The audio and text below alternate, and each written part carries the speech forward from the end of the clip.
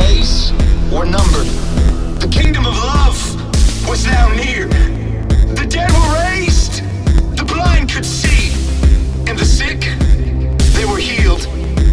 They were like lights on a hill, piercing through the darkness. It was the very fingerprint of love that had been written on their hearts. Freedom was rising. What was told of all that love would be poured out, His Spirit on all flesh. It happened. Young men saw visions. Old men dreamed dreams.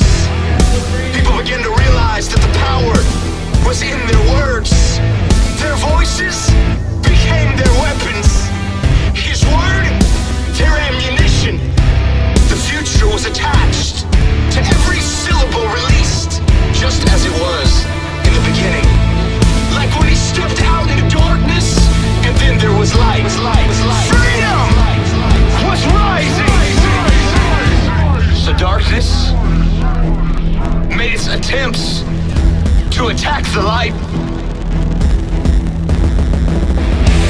But I have news for darkness.